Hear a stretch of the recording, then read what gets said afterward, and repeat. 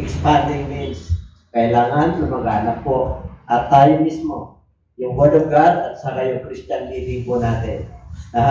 Medyo tayo po ay pagsa 10 taon na po. Mula nung binigyan po tayo ng Diyos ng pagkakataon para maka-kick off, magkaroon tayo na satellite church.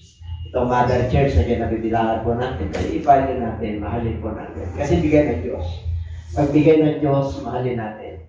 Bagamat may mga bagyo, may mga dumarating na pagsubok, pero tinanong tayo ng Lord, bibigyan tayo ng karunungan para maging maayos po. Lahat, pati financial, ng church, pati may structural church. Kailan may structural church? Para makita nila na kasama natin ang church. Amen. Kailangan meron talaga, merong lupa, merong church building na tayo po ay doon tayo magtitipon. Para matibay. At yan po ay bigay ng Diyos. Pag bigay ng Diyos, magaan. Bigay kasi, hindi tayo nabibilitan, hindi tayo nabibigatan, kasi bigay ng Diyos. Okay, kayo ba nakanta na? O, simple lang naman yung aking simple lang naman yung ating kasi tinanong ko kung anong title eh. Sabi niya, The Goodness of God or The Blessings of God. Sige, dalawa ng title mo. Okay? Nakanta na ba kayo? Anong title dyan? God's Goodness. Okay, tingnan na po natin kung bakit gano'n na lang kabuti ang ating Panginoon. Kasi yung kabutihan ng Diyos na dyan. Alam lahat ng ginala ang kabuti ng Diyos. Okay, alam lahat yan. Kaya lang, medyo laliman natin ng konti. At papag-aralan po natin sa bagay ito kung kaano kabuti ang Diyos sa kabila ng bagyo. There is no problem too big that it cannot solve. And there is no mountain too high that it cannot move. And there is no storm too dark that it cannot calm. Sorrow to deep that it cannot soothe. Ganun lang natin yun. Okay? Babasahin na po natin. Basahin natin lahat. Sige po.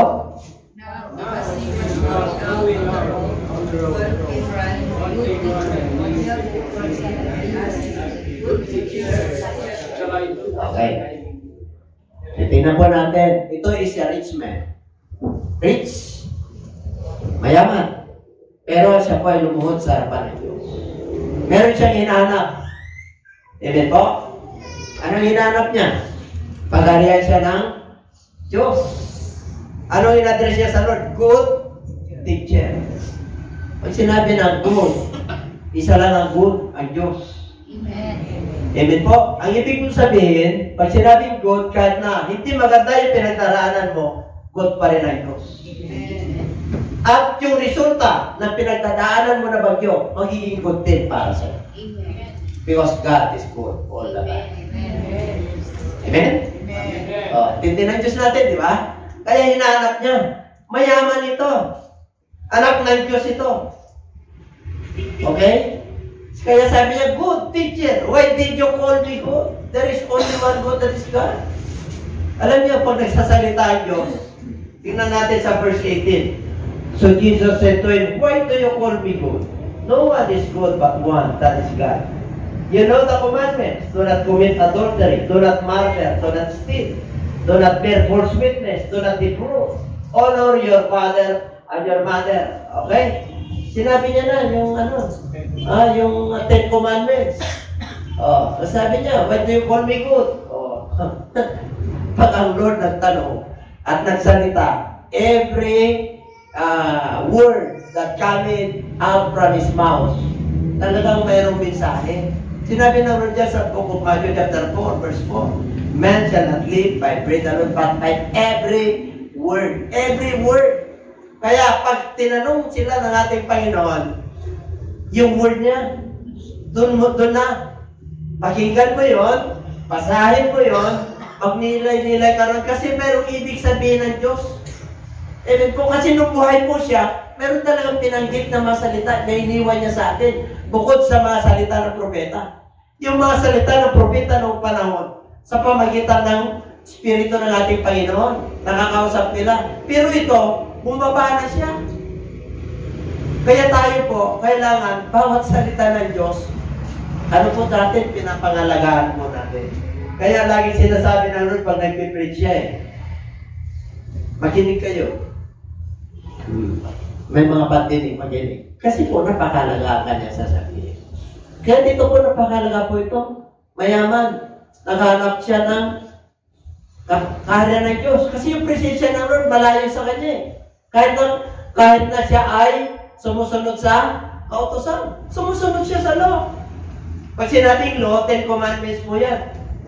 Sumusunod po siya. Religiously, faithfully, sinunod niya. Mula noong kanyang kabataan, since my youth, I follow the commandments. Pero hinahanap niya yung presensya ng Lord.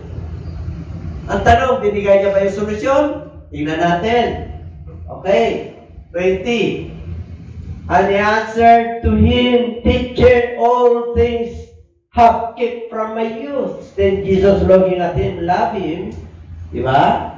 Alam niyo, pagka inahanapan mo ang Diyos, hanapin mo yung katugunan, mahal ka ng ating Panginoon. Mag-focus ka ron. Mahal niya, tinignan niya eh. Kasi naghanap siya ng karya ng Diyos eh. Yung pagharian siya, yung presensya niya. Amen? Yung sinusunod niya, may apply niya sa buhay niya. Kaso sinusunod na lang na parang paliwala. Kaya sabi ng Bible, mahal siya ng ating Panginoon. Ano sabi niya? One thing, yun lang. Mayaman ito. Pero, meron isang bagay na kulang sa kanya. Ano yun? Basa natin. Go your way. Tingnan nyo. Pag sinabing kulay pula, salita ng Diyos yan. Si Jesus Christ ang nagsasalita niya. Kaya makikita nyo puro itim. Mas marami ang salita ng yung writer, si Mark. Okay? Pero sa pula, ilan lang. Kaya tititingnan nyo. May mensahe lagi ang Lord. Ano sabi niya? Sell whatever you have and give to the poor. And you will have treasure in heaven. And come, take up the cross and follow me. Okay, puro rin po yan, yung annual kailan, inano po yan, in-emphasize lang yung mga red letters. Sell whatever you have and give to the poor.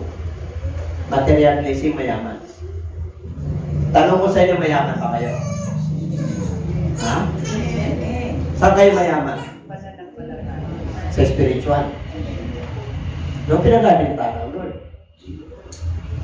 Bakit tayo malungkot? Mayaman ka pala. Ano sabi niya, umayo ka? Umayo ba kayo? Umayo ba kayo? Mayaman ka pag umayo ka. Sinauna requirement eh. Go your way. Ang tawag na, umayo ka. Sell whatever you have. Ano bibenta niyo? Ha? Mayaman niyo pala. Yung patutuin niyo. Ano ialog nyo? Sa mga mahirap. Yung mga mayayaman na tao, yaman nila rito. Pero ano ay yung ialog nyo? Yung kaligtasan. Yung kapayapaan. Ano sabi ng Lord? Ako'y naging mahirap para kayo yumaman. Namatay ako para magkaroon kayo ng buhay. Nagiging tukha kayo. Mayaman ka. Kapatid, mayaman ka sa spiritual. Bagamat salat tayo, tama-tama na yung material. Ang yaman natin. Yun yung iyak natin. Para lumakas po tayo, para pag-ariya tayo ng Diyos. And everybody say amen. Amen. Kung ano-anong pinagkabialisan na ginagawa natin eh. Amen po. Kaya yaman mo. Tinapos na ni Kristo sa krus ng Kalbaryo. Ang yaman mo. Ang daming pangako ng Diyos. Ang kapakayapan nandyan sa iyo. Ang kagalakan nandyan. Ang fruit of the Holy Spirit nandyan. Ang Word of God na dyan, ang Godhead, ang pagka-Diyos na dyan. Ano pa kulang sa'yo? Ano sabi ni Peter? Diba? Saan pa kami pupunta? Tayo, saan pa tayo pupunta? Balisa sa yaman sa mundo ito? Ito nga ang yaman, balisa pa rin. May hinahanap siya. Anong hinahanap niya? Pangarayan siya ng Lord. Tayo, anong hinahanap natin? Kayamanan sa mundo ito. Baliktad, di ba? Baliktad. Ito, mayaman talaga. Tayo naman, hanap ng kayamanan. Ang tunay na yaman, nasa atin na eh. To follow na lang yung tunay na kayamanan.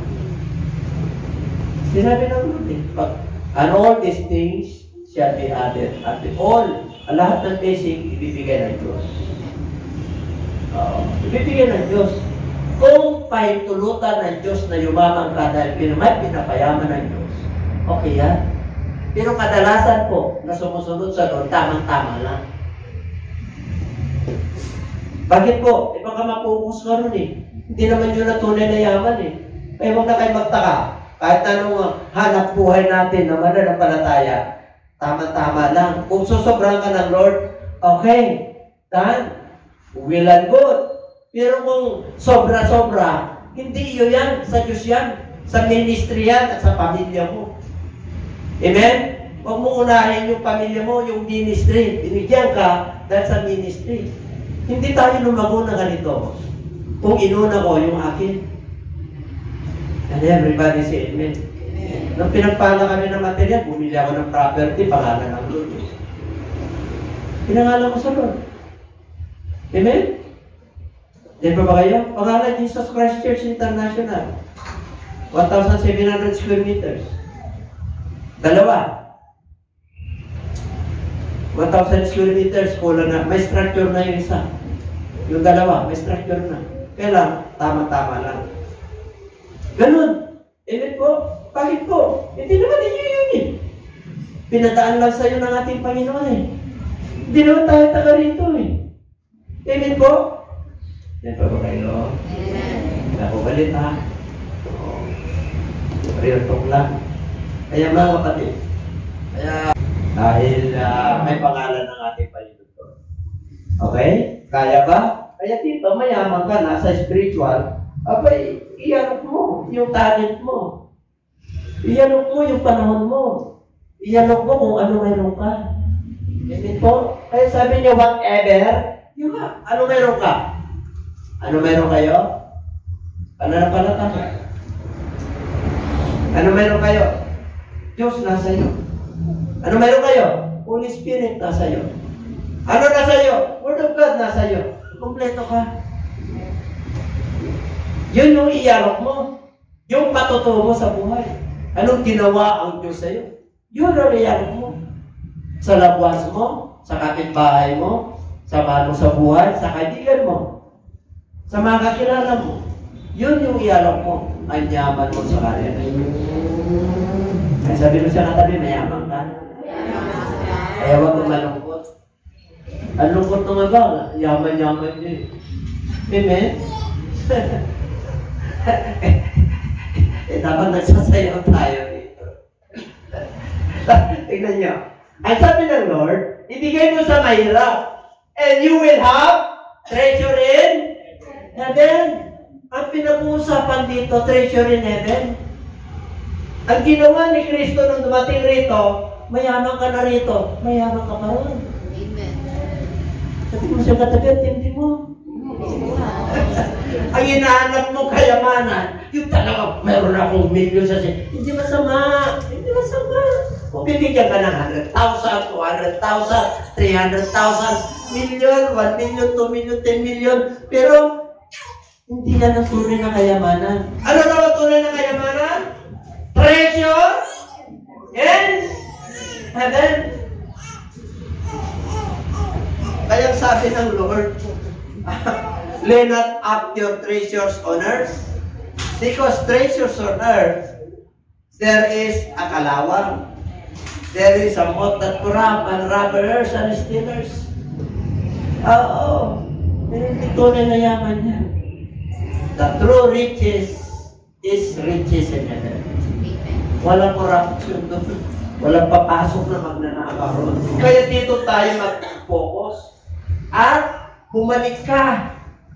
Ang ibig kong sabihin, may cross ka, di ba? May cross tayo. Anong cross mo? Sarili mo. Minsan meron kang attitude na hindi mo maintindihan. Ano yun? Loved ones mo. Kapartner mo. Pero hindi ibig sabihin na cross yan na talagang kabigatan sa'yo. Baka isa lang yung kabigatan niya, pero ang dami ka nang isinuko dyan. Yun na ibig sabihin, dami nang tinago sa'yo ng buhay mo. Anyaman mo nga eh. Yung cross na yan, wala ka pa kay Lord, dami kang ililista. Pero ngayon, kunti na lang. Bakit pinagaan na ng Diyos? Wala tayo may cross. Hindi ko binibigay yung cross ko sa Diyos. Kaya lahat ng tao may cross. Kaya lang nais ng Lord, yung cross niya, bitbitin mo. Sinabi niya eh, take up my cross. And, ano daw? And, yung iba, dala-dala yung cross ni Kristo, hindi naman sumusunod. Nakakita na kayo ng ganon? Kaya hirap na hirap ka. Eh, dapat magaan yan eh. Sinabi ng Lord, tingnan nyo. Yung mayaman,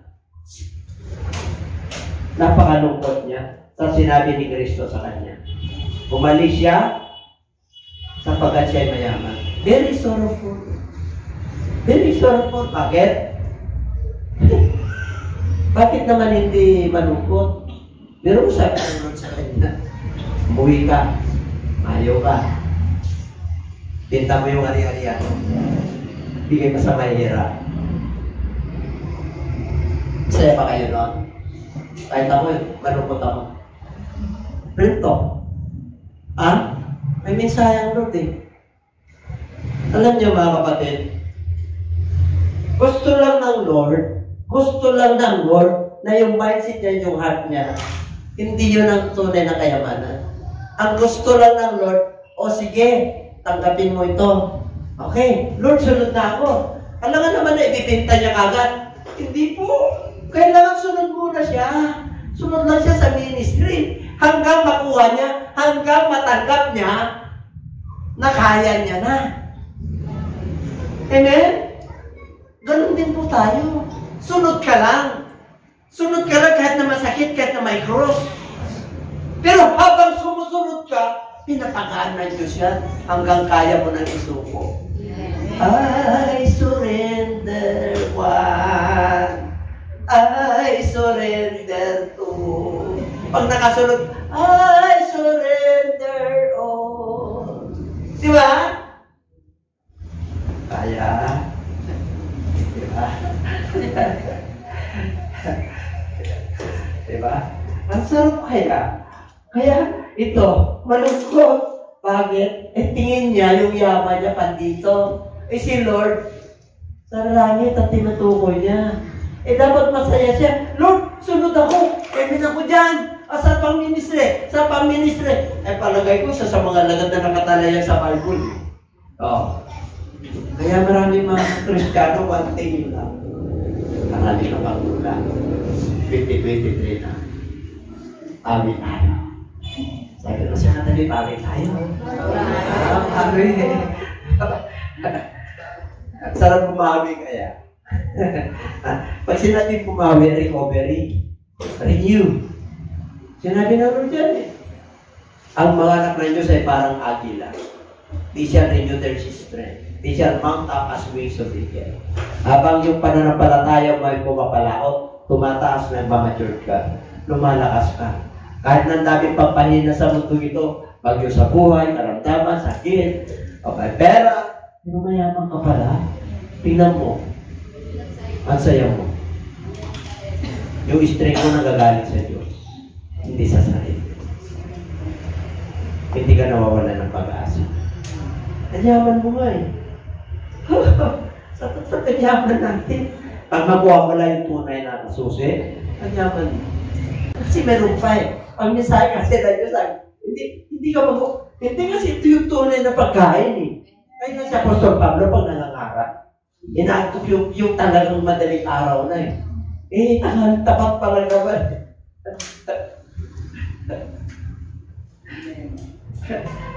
Hindi ko talaga pwera.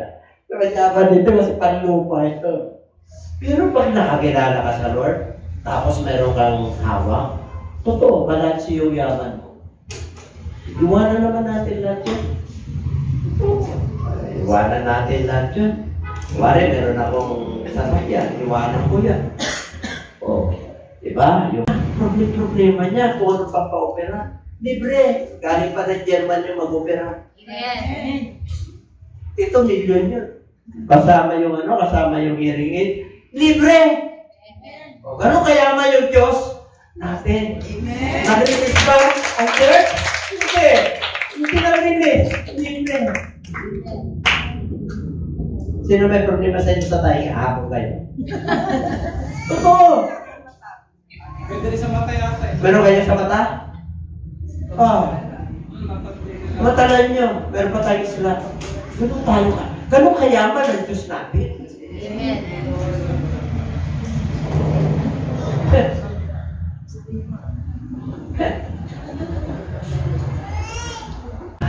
Okay, dadali na.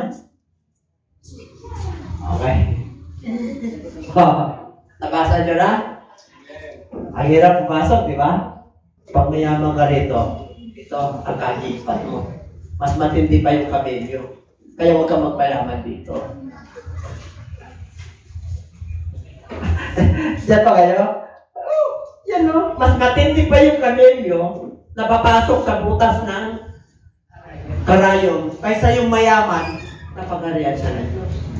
Ganun katindi ang ating Panginoon. Kaya pag mayaman ka rito, ay huwag mo nang nasabin na mayaman ka rito. Liban na lang. Ito. Nabasa nyo na? Diba? Ang hirap, diba? Nabasa nyo na. Kaya ba?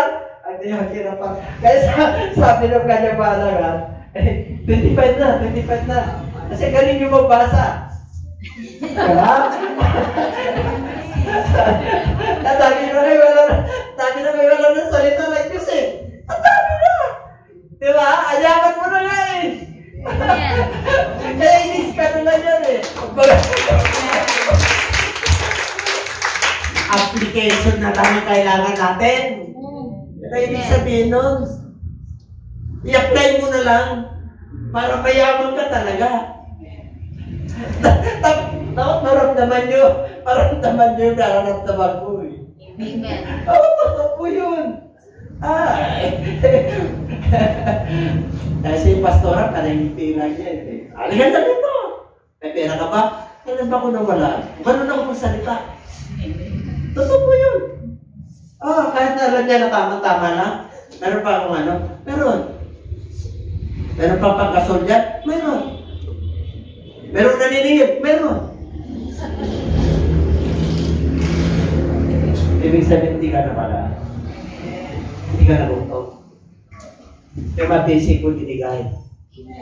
Kaya lang may problema, may hinahanap ka pa kayo bukod doon. Anyaman mo na pala. Yun yung bukalin mo ngayong 2023. Kaya yung mga men's fellowship natin, pagiging natin. Yung dito, pag nabungkal nyo yung tunay na kayamanan, yung ministry na yan, naman, dami matutuwa na tatay, nanay, anak. Dami. Pamilya, dami. Pati ako nyo.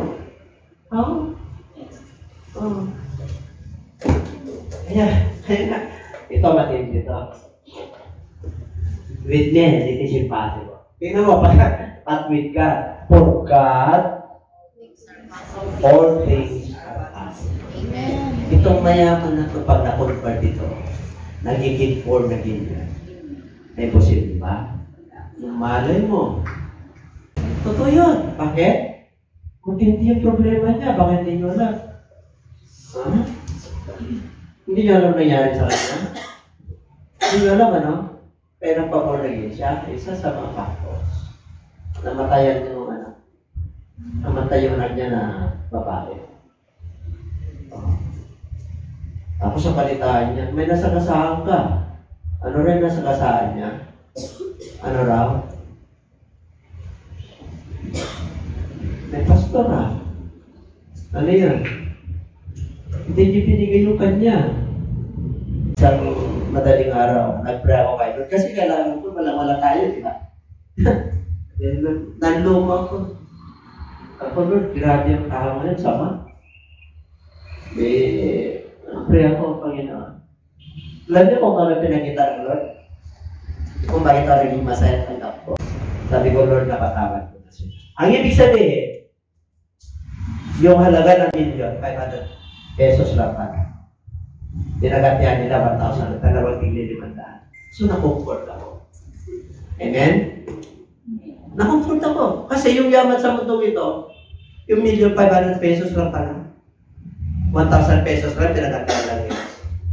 Na-comfort ako. Na-comfort din ako dahil darating ang panahon, anin nila yun. Kasi pinakita na lang nun eh. Ang sakit nun. Amen? Oo. Yung ibang tatlo, wala na yun. Tapos na yan, na-forgive ko na. Pero dito, pero sakit ano? 3 taon ko na hawak yan, wala pang patin yan. Siyempre, maano sa akin, kailangan din natin. Pero nakaliktay pa ako, parang wala din. Paggawain ng Diyos the best. Kung dadalhin ang problema ko dyan. Ang dadalhin mo dyan, yung kayamanan ng Diyos. Kaya sabi mo sa sarili, yaman palawan mo. Yaman palawan. I love the family of God. Konting kapatid. Ano yun to? Gawin mo. Gumawa ka o mabaho ka. Humayo ka, mayaman ka. Hindi ko. Kaya, 28 lang. Tapusin natin. Hanggang 32 yan kaya. Dong, hanggang 32 yan. Dro, hanggang 32 yan. Tapusin na natin kasi alam ko. Oh. Ito si Pedro, lagi ka doon. Ang daming Peter dito, di ba? Sino Peter dito? Yung meron kasing mga mananampalataya na ang karakter niya si Peter. Si Peter po, very good yan. Nagano kagad. Ano? Oh. Kadalasan ng Pedro, mga evangelist ako. Pedro ako eh. Pedro ba, brother Alex? Pag may ano ka kagad, sinasabi ko kagad, di ba? Pedro, mga Pedro yan eh, mga karakter ni Peter yan. Evangelist, matatapang. Ganun po. Pag nagsalita ka, nandiyan na yung samurai ng Muslim. Pero huwag kang mag-alala, wala na kayo dyan. Ang biyaya sa biyaya tayo. Iniwan namin lahat para lang sumunod sa'yo. Ano sabi ni Jesus Christ? Pag-ibasa, lakasan nyo. Lakas nyo. Jesus answered and said, Surely I say to you, there is no one who has left house or brothers or sisters or fathers or mother or wife or children for my sake and for my sake. Pag sinasabi na na paglingkod kayo sa akin, hindi ka karapat-dapat kung mas mahal mo yung property mo, yung land, mahal mo yung wife mo, mas mahal mo yung husband mo, hindi ka karapat-dapat. Ang ibig sabihin lang ng Lord, pagdating sa paglilingkod siya una, siya unang kalit mo, pabalikan mo naman yun eh. Kaya sabi niya, nakakita mo kayo na iniwan yan, pinabalikan yan. Yung mga apostolis, pinabalikan din yung pamilya niyan. Amen po. Ang ibig sabihin, mag-allocate ka ng time mo pag naglingkod ka, gawin mo yung the best. Kasi yun yung pagtatalaga mo, yung commitment mo sa Lord. Pero babalikan mo yung hanap buhay mo, babalikan mo yung asawa mo.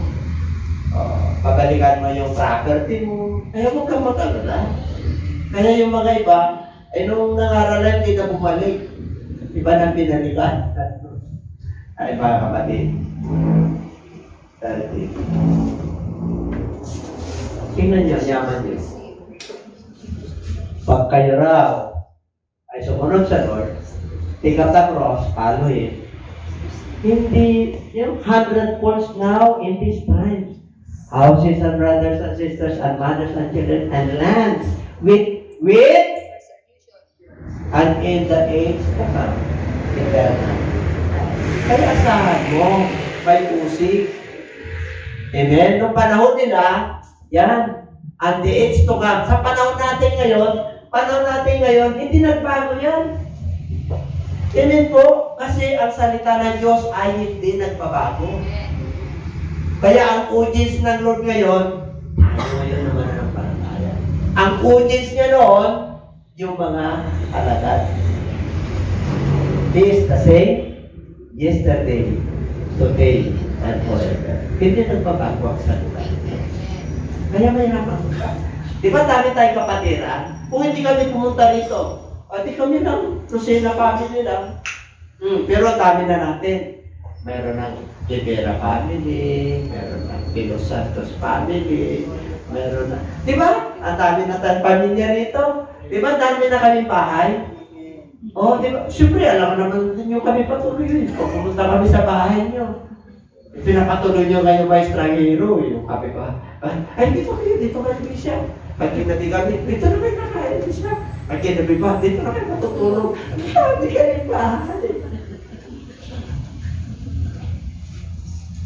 Huwag na napusuin. Pag na matulog, tapos tuwing tanghali na tunda. Abay, pagtaka na kayo. Apunin na lang kaya natin sila. Ang sarap kayo magpa-apon. Sino gusto mag-apon sa amin? Patitisan kayo. Kasi, siyempre, pagka-space, di ba ang mga Pilipino, kultura? Yung mga hindi ginagamit ng mga unan, ang mga napagbisita, sila naman. Kultura natin yun, di ba? Yung ano, nililigaluhan tayo, nagano sa kanila. Para pagbisita ka. Yun yung para sa kanila. Pero kayo, nagtitis kayo sa sahol. So, kung ilang taon na yung ano. Pero bisita nyo. Di ba? Ay, talaga naman ang Pilipino, hospitality talaga grabe. Ganyan ang kultura natin. Ganyan ang tayo ng area ng Diyos. Tingnan nyo. Ito na. 31. Basahin natin.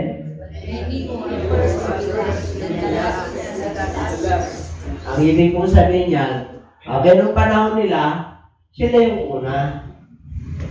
Kasama ng disciple. Panahon natin tayo huling kumbaga sa generation ito. Last generation. Kung pinagpapala ka, nauna ka sa pananampalataya, don't despise those who are ahead of you. Don't despise. Ang ibig sabihin, pinagpala ka ng Lord ng yaman sa mundo ito, o pinagpala ka ng spiritual na kayamanan, don't despise others. Kasi kahit nahuli ka, pinagpala ka. Kahit na nahuli ka, pinagpala ka sa kayamanan ng Diyos at pinagpala ka sa kayamanan ng dito. Kaya, huwag mo naman nakakan mo. Diba? Love your neighbors as you love yours. Okay? Salamat po sa ating Panginoon. Tayo wala tayo ngayon. Pag-pray natin si Pastora. Mamaya na o. Sige. Awit tayo yung on my preaching, yung title is The Goodness of God is the Blessing of God. Okay? Yan ang title natin. The Goodness of God is the Blessing of God. God's goodness is the blessing of God. So, pray na Diyos.